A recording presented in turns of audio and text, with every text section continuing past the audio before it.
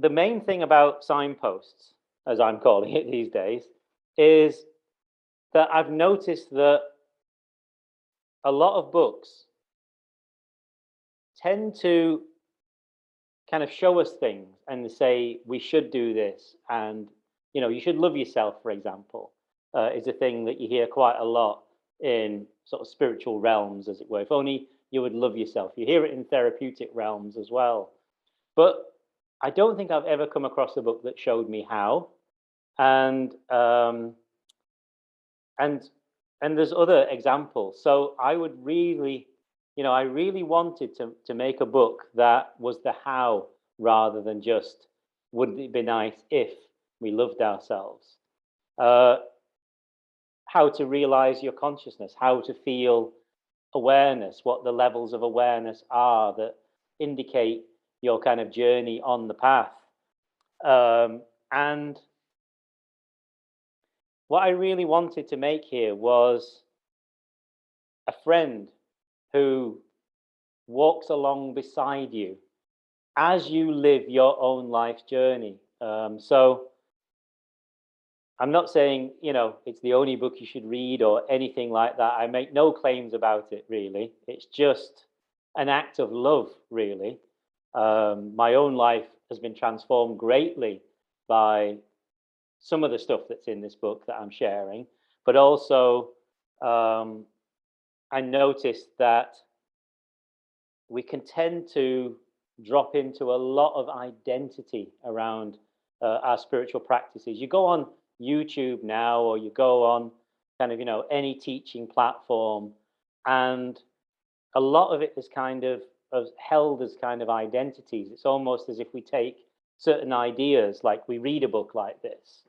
I think I talk about this in the intro, actually. We read a book like this, or by other teachers, and then because we've read it, we believe we know it, and then we kind of adopt an attitude of having achieved that thing without really doing the kind of inner work, but we kind of keep it going as an external sort of identity.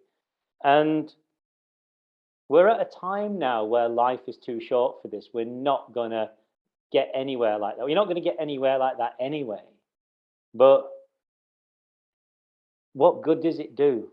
What good does it do? And so what Signpost is basically an invitation to sort of be really quite honest with oneself. In fact, there are 4 tools at the beginning of the book that we invite you with to kind of help you on your journey. The first being responsibility, i.e. taking responsibility for your own life and this being your journey. And honesty, being honest about where you really are. And I think we can take honesty to mean something quite negative, that we beat ourselves up, oh, I'm no good, or something like that. But honestly meeting, before what I call my shift or my change of consciousness, which happened sort of in 2012 to 2014, there was a very dramatic shift in consciousness, followed by a near-death experience. And I'll talk about that in a moment, which kind of was the invitation to write this in many ways. I was profoundly not dishonest with myself, but I wasn't quite honest with myself, if you see what I mean. I kept pushing forward just into the things that I thought that I knew, hoping that somehow they would bring me satisfaction. And now I look around and I see so many other people doing exactly that thing, trying to assemble a life out of the conditioning that they've learned, out of what we might call object consciousness or false consciousness, as we call it in Signposts. And so I, in my own life, arrived at a point where I had to be honest that I didn't really know how to live, and I didn't really know how to love. And I think until we arrive at a point of actually saying, I don't know about things, there's no way of actually taking anything new in. So the first tool is a kind of an honest acknowledgement of where one is at any particular time. Not doing oneself down, but not inflating oneself either, you see. The second tool is meditation or prayer, hand prayer. because I wouldn't say meditation is for everybody, but meditation is primarily a tool for kind of learning who you really are. That's what it really serves. It's not about sorting out your stress and anxiety. It's not about being able to focus and concentrate at work and all these things, although you may get those side effects. But that kind of dropping out of conditioning and knowing yourself from a deeper place within yourself that we might call awareness or the soul. And from there, we can kind of gather the perspective that we need to kind of begin to see more clearly, to take better responsibility, to be more honest. The third tool, and this is the one that we have most difficulty with in the world now, I would say, is being teachable. So this book invites you to be teachable. It doesn't say you should be teachable. It just invites you to be teachable. Because if you know everything already, there's no point reading a book, or you will read it competitively or egoically, and it won't be a friend to you. It would just be an annoyance or something like that. So in order to move forward in life, not by my method, but in anything at all, we have to be teachable and open to being taught. And without that, we literally have nowhere to go at all. And then the fourth of the tools is to kind of almost like follow that inner guidance that comes from meditation, your honesty with yourself, and your teachability. Those three things make this fourth thing where we then gain this inner compass that if we feel into our sense of authenticity, then that keeps nudging us in the right direction. We might not want to look where it wants to show us, but it will keep nudging at us. And if you are on the path, then you're going to listen, then you're going to hear. But it's not somebody else's path. And I think the main reason why Signposts kind of, is a thing of itself is that it's not inviting you to join somebody else's path. In fact, I go as far as saying, don't change your religion, don't go changing anything at all, but actually just honestly come to the religion of your religion to begin with, or follow your religion of no religion, or whatever it is.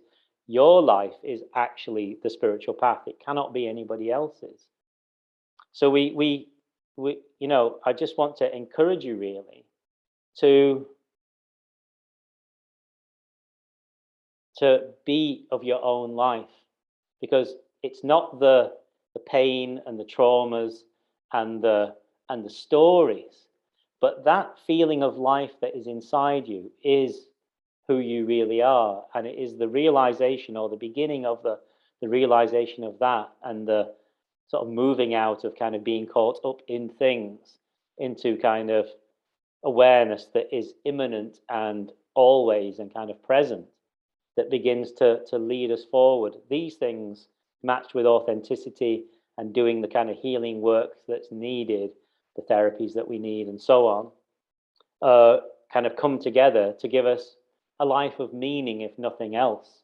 My one hope for Signposts is that even if you don't kind of, go all the way to the end with it, that anybody can actually increase the amount of meaning in their lives by turning up in some of these ways, really. I kind of want to talk about more of it than I can in this sort of short period of time.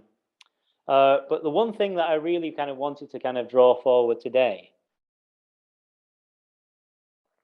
is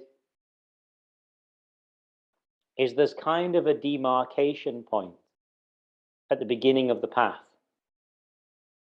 So there's a sign that you've embarked that's very, very clear.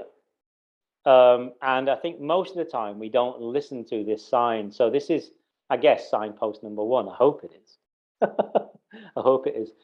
My editor Fiona is on here, and she'll be going, no, it's number 3 or something like that, because you write the book and then kind of you're on to something else. So I think it's number 1. Yes, it is. It's number one. You will notice that there are questions that you have. Primarily, there are three questions, or two, and then sometimes a third, and then there are a bunch of others. And I feel that without these questions, there's no beginning.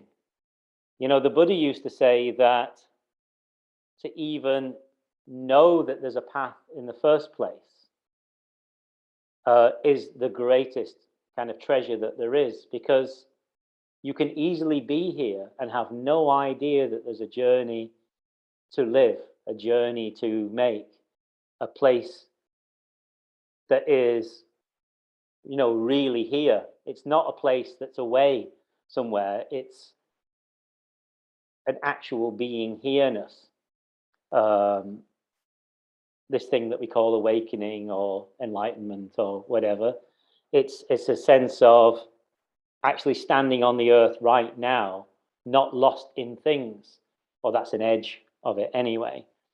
And these questions you know already. You already know these questions.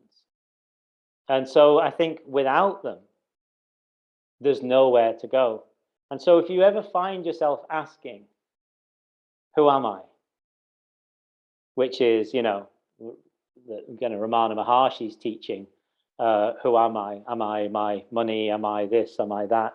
Am I my relationships? And so on. And we're not looking for negatives or positives within that, but we kind of realize that we are more than just what we think we are. So I think that is absolutely paramount. Then, what am I here for? So actually questioning the meaning of our lives. What are we here for? Are we here just to live lost in things? Or are we here to actually know who we are? And then thirdly, is there an end of suffering? Is there an end of pain? Is there another way or a better way to live?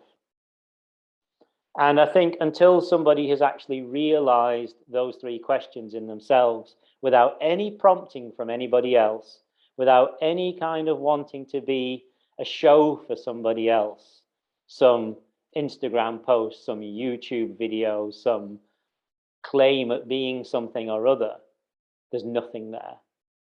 And in my mind, the book is for the people who have at least arrived at that place. You know, that's who I hope. Everybody's welcome, of course. But, you know, my great hope is that it finds those who have taken that step, who realize that these questions exist in the first place, because then we've got something to work with.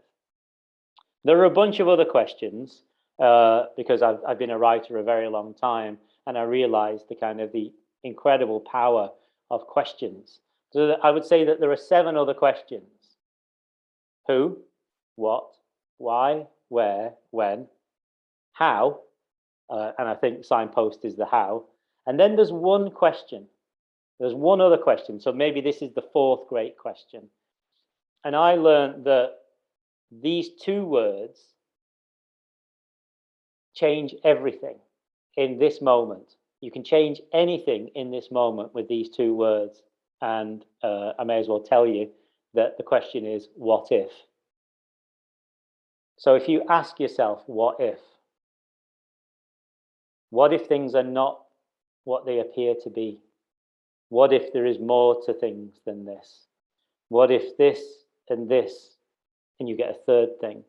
You introduce what if into any situation, and you have another thing, or you have more.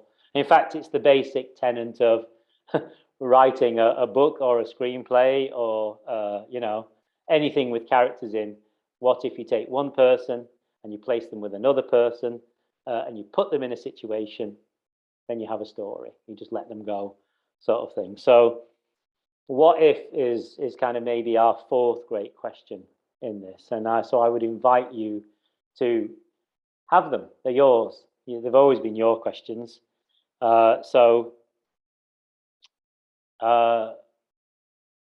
They begin everything. They open up the road for us. you know. So whenever we're stuck, we can actually say, what if? You know, what if this is true?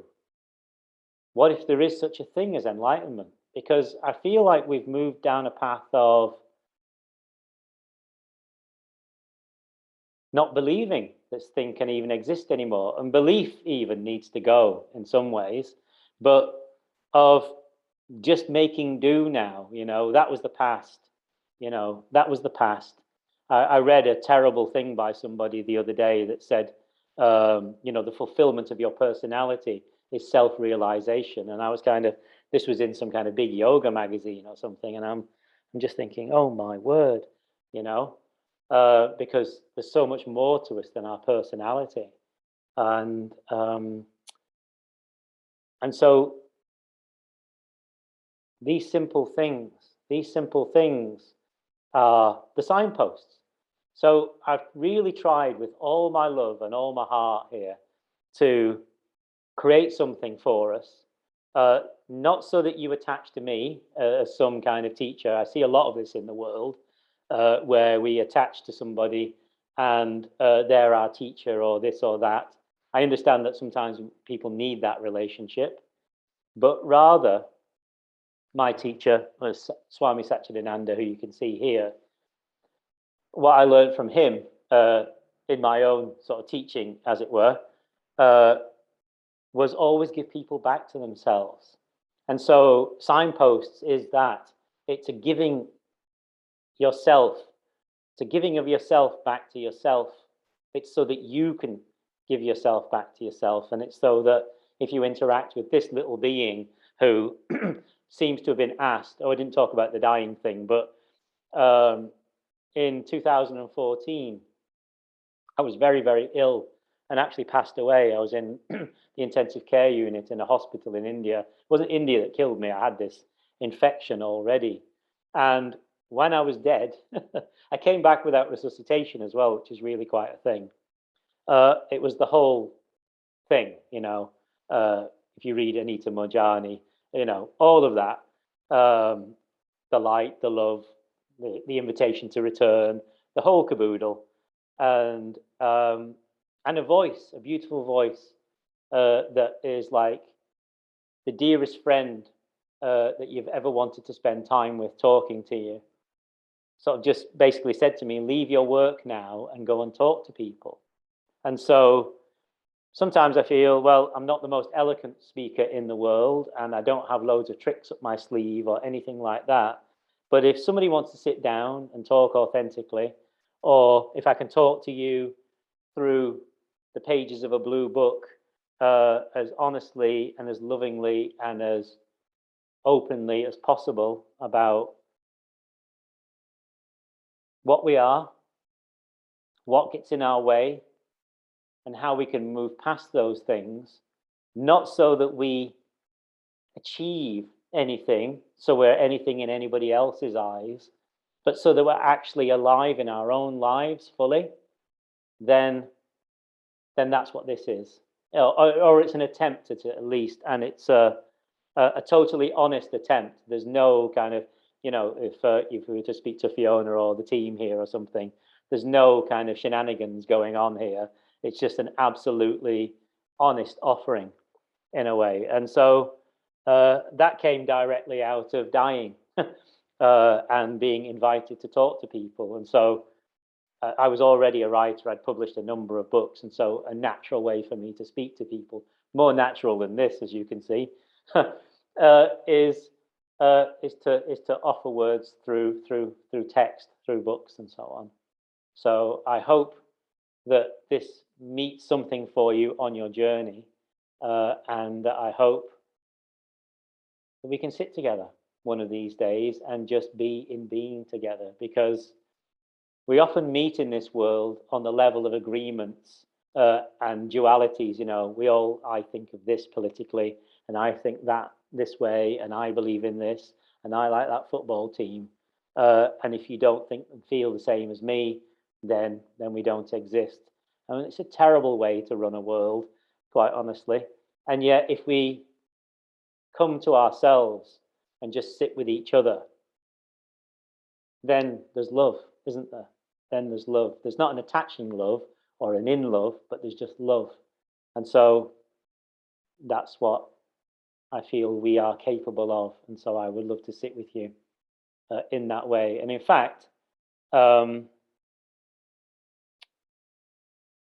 let's sit now. It's a perfect time to kind of lead into a bit of a meditation with you. So let's sit for about sort of 10, 12 minutes or so. I just want to invite you to sit with me. And if you've not sat with me before, my invitation, my number one invitation to you is, don't make a meditation face. Give up all ideas of meditation.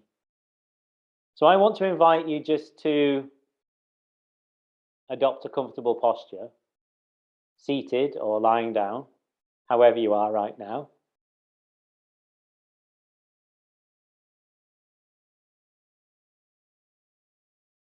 And we're going to do a little practice that I call simply being. I trained before Satchidananda, I trained in Zen for a long time. And so this is kind of based on the Soto Zen just sitting practice. So just allowing a nice uprightness in your body.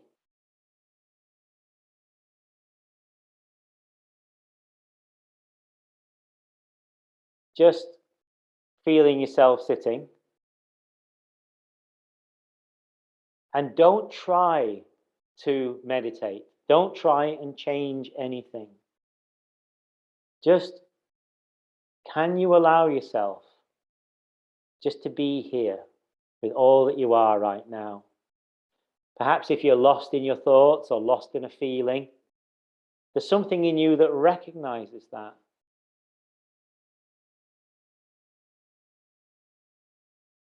So that part of you that's recognizing, we might call that your awareness.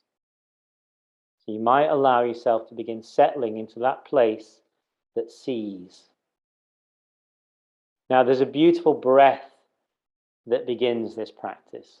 And so what I would like to invite you to do is that as you naturally, in your natural rhythm of breath, breathe out, you allow the breath to breathe out down the front of your body, almost as if it's tracking right against your skin. And then in the gap it goes under, and then as you breathe in, it comes up your back. So out down the front, natural breath, no addition to the breath. In, up the back. Out down the front. In, up the back.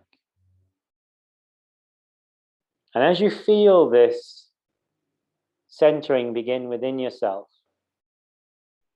just continue this another 9 times or so. Just allowing your body to soften, your legs to relax, for uprightness to be in your back, but not force. For your face to soften, for your hands to rest on your knees or in your lap, for your belly to soften. Out down the front. In, up the back.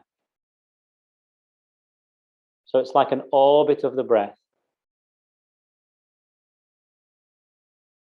This is a precursor to a deeper practice called the microcosmic orbit, but it was adopted into Zen when Chan and Taoism met, or when Buddhism and Taoism met and became Chan, rather. Out, down the front. In, up the back. And so letting go of any effort now of following the breath, but you may feel the orbit continuing to turn. And just noticing for yourself the centering quality of just meeting yourself in this way, without any effort. There's perhaps a little bit more stillness, a sense more of yourself or of dignity, or a deepening awareness of your own awareness, so that you're seeing the movement of your mind, seeing the movement of the emotions, rather than just being face to face with them, lost in them, not detached, but more spacious.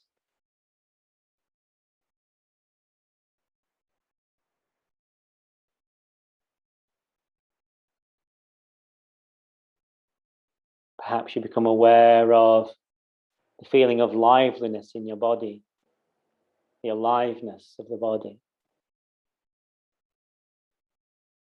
So you feel very physically present rather than spaced out. Feel the space of the room around you. You're aware of any sounds that you can hear. And rather than attaching or rejecting them, commenting on them, perhaps you can just simply allow them to be.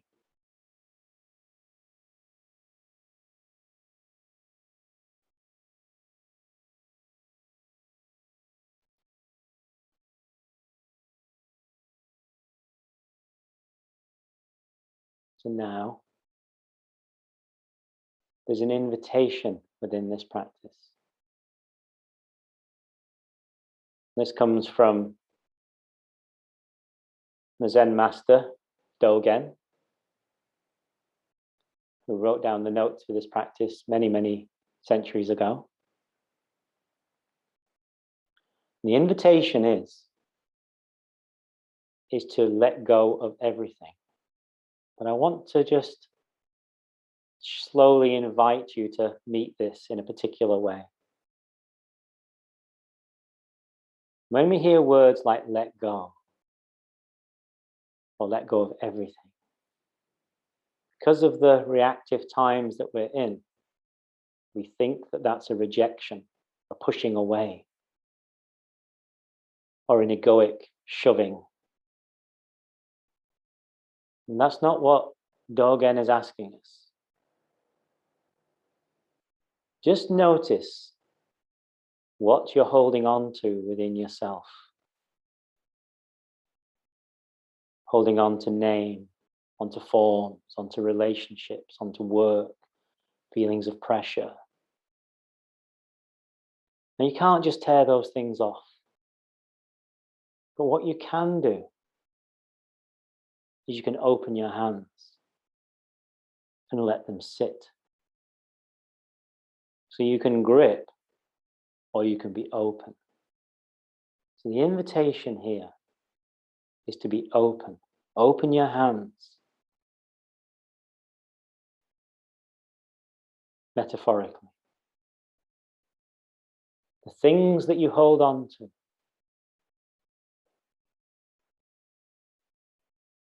So there's no feeling of getting it wrong. But there's simply an opening up to allow it to be, just like you can allow the sounds to be without jumping into them. You can allow your marriage to be, your being a parent to be, your work to be, the money in your bank to be, the thing with the friend to be, the person that you've fallen in love with to be, the person that you've fallen in hate with to be, the government to be.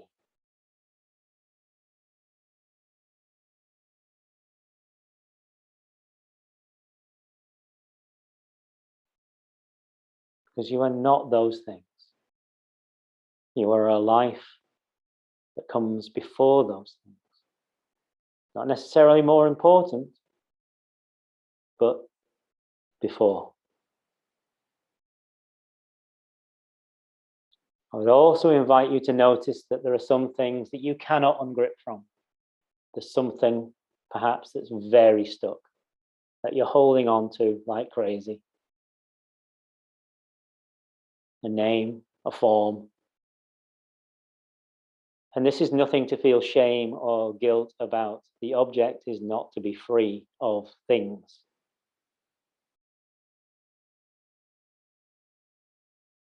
Because even if you can see it and know that you're caught, if you can know that you're caught, then you have awareness.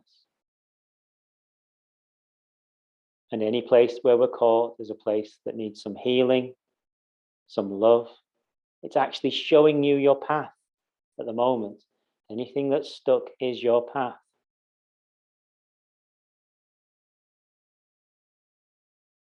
And so we can have gratitude for the things that we're hung up on, things that we're stuck on. Thank you for showing me.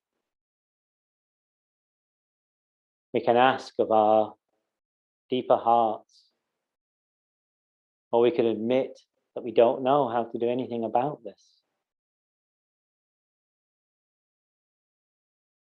Or we can ask,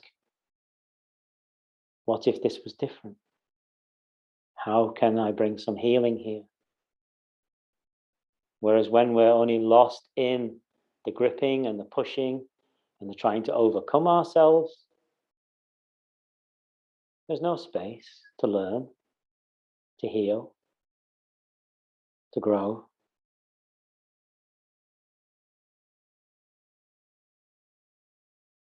So let go of everything is a very different thing than we think it means. It doesn't mean forever. It just means for the length of your practice. 20 minutes a day. 20 minutes a couple of times a day. You let go of everything, or ungrip from everything, or see how the land lies. Without any hope, but with heart. And bringing love to anything that hurts.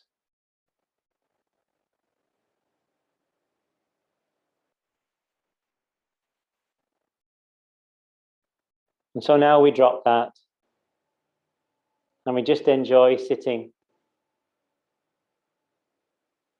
And without any effort at the mind or the emotion, you might notice that you have a sense of something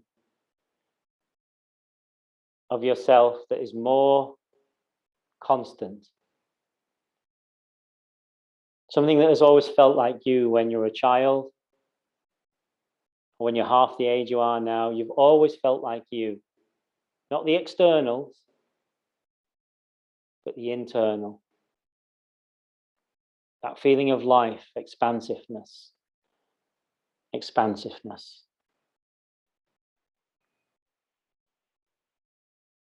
That's your guide. That's you. That's what we call the I am, or the self. And you notice it by its sense of directness.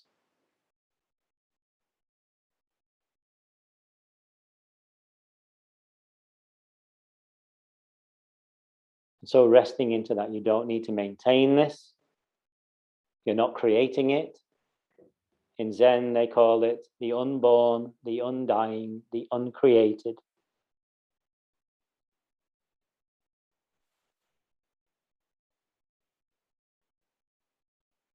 Perhaps you feel a sense of sovereign nature or dignity, strength. There's nothing weak here. The body gets old, gets ill, gets weak. But this doesn't.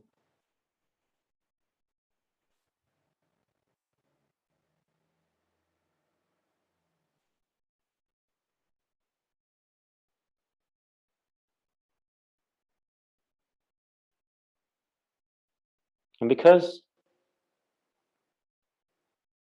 you've not gone away anywhere,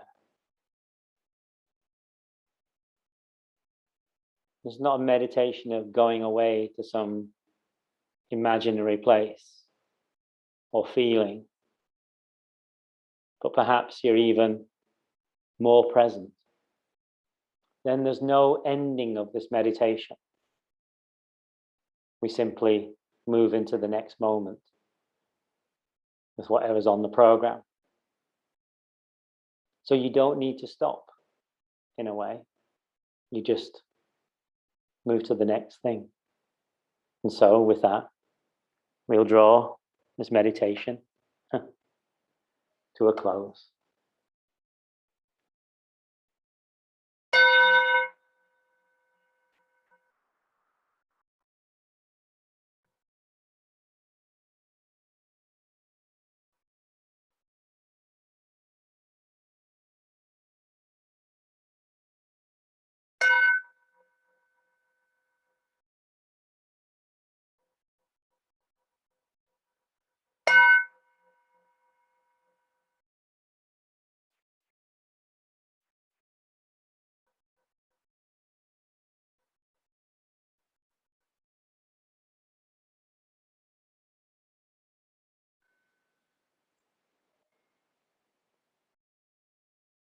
Thank you. I wanted to share, there's a poem at the end of the book, and I would love just to share that with you before we go into questions. And also, I just really would like to say thank yous, a few thank yous. Thank you to Fiona Robertson, who is my editor, who is here with us, to Daniel Culver, and to Steve Marshall, our copy editor, because without them, it's a different book altogether. And then there's Vicky Scott, Laura Whitaker-Jones, Isabel Panay, Rachel Gladman, and the rest of the team who do all of our lovely marketing, PR, and so on.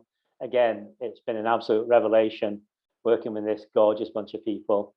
And then there's a fellow by the name of John Chancer, who is an actor who was in the film Casino Royale, who has been kind enough to voice the audio book of Signposts, because it just wasn't possible for me to do at this time.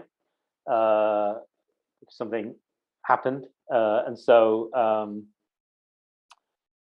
he's done such a beautiful job of it, actually, and I think it will open it up to a different audience altogether.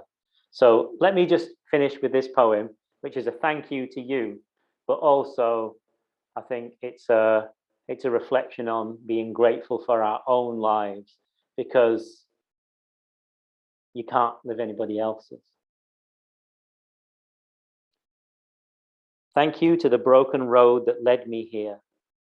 It seems no other road would have got me home. Voices around you tell you to be spiritual. Talk a sweet, certain way. Heal quickly from all things. Find the positive. Be present. But I need to say thank you to my lost self, to the fractured homes, the addictions, the codependence, the bottles, the drugs, the lust. I want to say thank you, nights with a knife held in my hand against myself. So many nights not wanting to be here. Thank you, road. Thank you, lost friendships and thankfully failed relationships. Imagine if they'd have continued. Thank you, lost. Only loss can lead to found. Only the broken can know the liquid meaning of mercy, or show another how to heal. Only bad love will know the distance to good love. Only the divided can know the whole. We don't have to build and live in a house on broken road. Instead, we make the journey through the inner wall. And somewhere in the heat of the noise, there is the silent, sacred heart. Finally, you listen, for there is nowhere else to hang your coat. You wash your face. Place your hand where your heart is and say, I love you. Thank you. I know the way home now.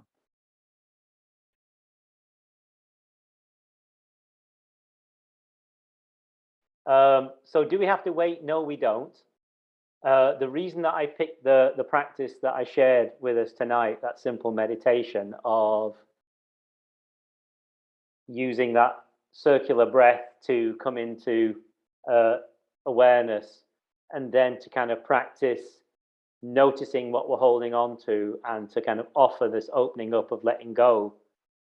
So letting go, as I say, it's really important that we don't teach it as an egoic thing, that we don't learn that it's an egoic thing.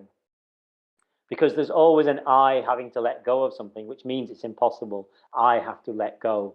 You see, that really puts us in a difficult place. But teachability lies within ourselves. And so I think, first of all, there's the intention of being teachable, to kind of maybe even kind of journal about it on a kind of, a weekly basis or something like that, of asking yourself, how can I be teachable? If we use the questions, how can I be teachable? How am I getting in my own way of being teachable? And we'll notice that reactivity is there. We'll notice that clinging on to things is there. We'll notice that fear is there. Fear of death, basically. Fear of loss of our identity. Fear of the loss of love. Fear of the loss of other people's respect. All sorts of things. And so that honesty with ourselves of what we fear becomes the teacher. So we're always kind of on the right path if we allow ourselves that kind of, we're not putting ourselves down, but we're honestly meeting ourselves. The one secret I would say to this that helped me more than anything is that it's nobody else's damn business. And we overshare in our world these days, especially, in the spiritual yogi meditation world. We're always telling everything to everybody all of the time. Don't do it. Shut up and don't share. You yourself and I are the people that you need to honor in this. It's not that we reject others, or we're nasty to them, or horrible to them, or put up insane boundaries with people, but there's only one person can live your life. There's only one person can make this journey, and it is a journey of the heart. And as you meet the journey of your heart and become teachable, then the relationships blossom anyway. Everybody benefits from this, but it's better done not sharing a lot of the time, because we have this thing of, I'm doing this incredible thing. You see it in weight loss all the time. If you go to Weight Watchers, you get, I'm going to lose weight, and everybody goes, oh, you're going to look fantastic, and then you don't lose any weight because everybody's giving you the love, So we don't do that. We don't kind of go around telling everybody what we're going to do. We just get on with it. There's nothing to preach about or be praised for. We just get on with it. And so teachability lies within yourself. And I think it genuinely lies within this allowing stillness, reflecting on what we're gripping to, admitting that we don't know how to change things. Because when we ask the question invites a space. Whereas if we don't ask the question, then there's no space, so no answer or solution can come. And so, we have to admit to ourselves that we're reaching for something out of the fear of death and still not allowing space. So it's always that admittance and that authenticity with ourselves that renders us teachable.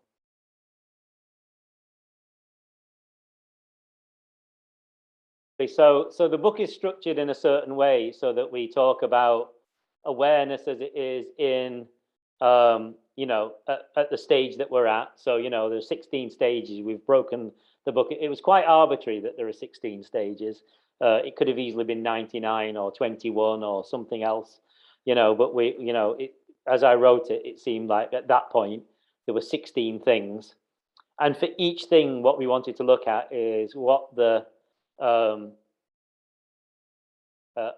sense of meaning is in that place, or that sense of awakening, what the things holding you back from that are, and then once you've kind of actually reached a certain point, what the next set of blockages will be, so that are kind of stopping you from moving to a greater awareness or a kind of deeper, more present sense. Because awakening is not a once thing. It's actually a continuous set of unfoldings. And you get this, again, you see teachers who have had like what we might call the first level awakening or something like that. And then they attach their identity to it and start doing all sorts of stuff. I won't name any names, but a quick trip around YouTube will show you many of these people. And so there has been a genuine movement, but then instead of actually realizing that there's more to go, as it were, and that it's okay to teach from a kind of an unfolding place, you grip into it and then you hold down. And so probably the main blockage that occurs sort of all the way along the path, but right at the beginning as well, is this kind of holding on to what you believe you are instead of letting life unfold in you. And I understand that, because it's like surfing. It's like being on a great big wave, and the fear of death is a terrible thing. And so that stays with you a very long time. But at each stage, there's always a possibility of going, right, that's far enough. I can make a life out of this. This is enough for me, and I can kind of, build my little empire out of this thing. And so that is a great trap. That trap of empire building and of closing it down. So at the beginning, we close things down because we just don't recognize space at all, and we don't recognize awareness having value at all. And so we grip into conditionality. And then as we begin to progress with things, all these words are relative, by the way, they don't really mean anything. But they're pointing at something. There is still that inclination to, think you're done, that you're cooked. And what's quite amazing is, and I've learned this the hardest of ways, is that you think you're somewhere, and then there's more. There's more that has to come. And unless you allow an openness for that, then you move into a difficult place. You move into a difficult place. And in fact, you get trapped. Sometimes you'll have seen, and it's something that we talk about in the book. I'm not anti-teacher, by the way, but we do honestly talk about, you'll have seen teachers who rose up, beautiful teachers, really great awakenings and so on. And then the money starts, and the ashrams and the cars, or the women or the men or the drugs or the whatever. And it just seems to kind of collapse on itself, and it happens in religions and in spirituality and so on, and in yoga, and we see it over and over and over again. So I know I'm talking about difficult things here, but it's something that we've actually got to look at. The fact that it keeps happening means we need to look at it. So so when we look at it for ourselves, it's that case of recognizing that we can get caught. Nothing we can do if we do get caught, but when we are caught, we go, oh, look, I'm caught. What if there's more? What if there's more for me to learn? As long as we keep that openness, that authenticity, and keep questioning it, then we're not going to get trapped in the same sort of way, and we're not going to hurt other people or hurt ourselves.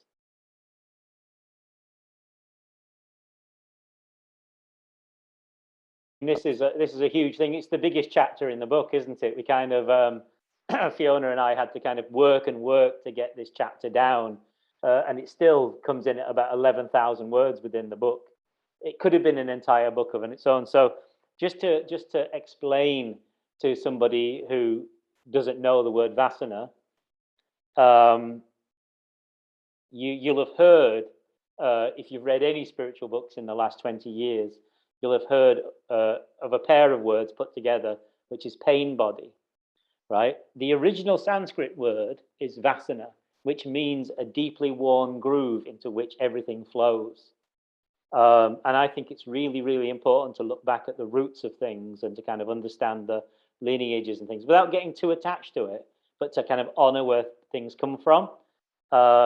These days, we tend to kind of take something from the past, rebrand it as if it's ours, and then trademark it. But the real word is vasana. And it's literally that, deeply worn groove.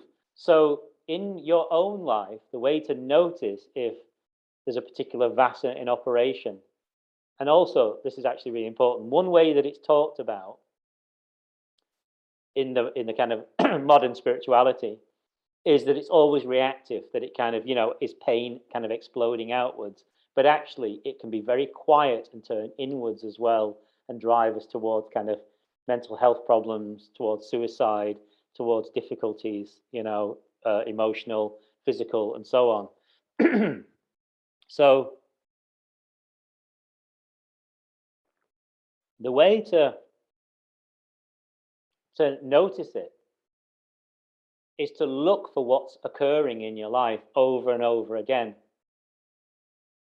And again, it needs a lot of love, a lot of authenticity, a lot of not getting caught up in guilt and shame, and just notice if there are particular patterns.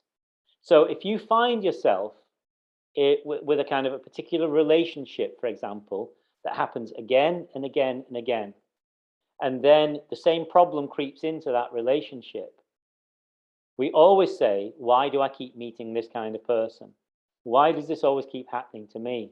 What we don't ask is, what am I bringing to this that is causing me to be the perfect match for this reproducing energy, for this thing to occur again and again?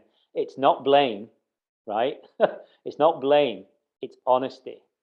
And so you're not at fault, but generationally, over hundreds and thousands of years, our family histories, societal history, and so on, has worn these grooves which travel kind of genetically, spiritually, karmically, and so on in us, so that we, are carrying these things with us, and all the energy runs into them. And then what we tend to do is we tend to make them worse ourselves by believing that these things are who we are. Now, the only way out is the application of awareness. So it's not a magic remedy, but every time you notice it, and you'll notice a particular pain point, you drop back to heartful awareness, to kind of inner child or heartful awareness, and you can even just say to yourself, oh, Vasana's playing out. And so the minute you've done that, you're not going to continue the argument. You're not going to keep pushing forward from its identity, which you believe is you. Every single time you bring awareness to it, you're aware, you're out of it. And so we talk at great length about this, because there's obviously, a lot of ways to come at this, and kind of a lot of depth to go out for it. But the basic mechanism is always a return to awareness, even if it's kind of just having to kind of really hold yourself and say, stop, what's going on here? But then trying to kind of open back up into a kind of spacious awareness. Not that you're going to necessarily feel happy. You can be shaking, trembling, and it can be vibrating for days and weeks and months. And we talk about the timeline of these things within the book. But every single time you choose awareness and heart, you fill in the groove a little bit, and you fill in the groove, and you fill in the groove. And amazingly, you don't need to produce meaning and awareness in your life.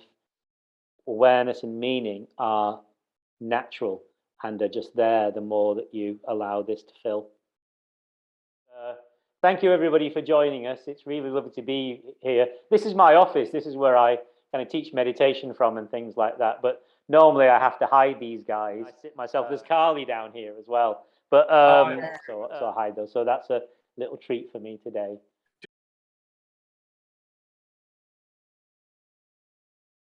So, I mean, my main website is authenticliving.life, which is very easy.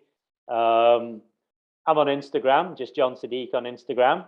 I'm on Twitter. If you search, it's John_Siddique_ for some reason on Twitter. And I teach on a bunch of apps. Wellness Coach is a beautiful app that I teach on 2 or 3 days a week. I have some stuff on Insight Timer, less these days, but there's a lovely course on there called Self-Acceptance Through Authenticity. And that is a beautiful, that goes really nicely with the book, actually. About 20,000 people have used it so far. And the book and that course fit really, really nicely together, which is a nice little hint for you. Not the same, but they walk nicely together.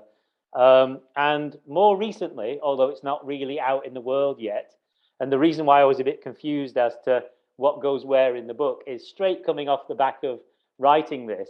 I had another project to run to straight away, and I've just you might have heard of an app called Calm, and I've been working on a set of cancer meditations for people who obviously have cancer or are going through treatment and so on. And there's an app being tested at the moment called Calm for Cancer, because I really want to make work that is helpful, even if it's just like a friendly voice in your ear while you're in the waiting room, waiting to go in and get the results of your scan or something like that. So I've really tried to make these teachings not be kind of airy-fairy and far away, but actually help us in our lives directly, very much so. And so these meditations are just kind of in a trial app at the moment. But if funding goes through next year, which we're hoping it will actually become an app that's available for everybody. So I'll let you know when that happens too, because being of use is quite a nice thing if we can somehow bring our talents to meaningfulness in this world. All right. Bless you, everybody. Thank you.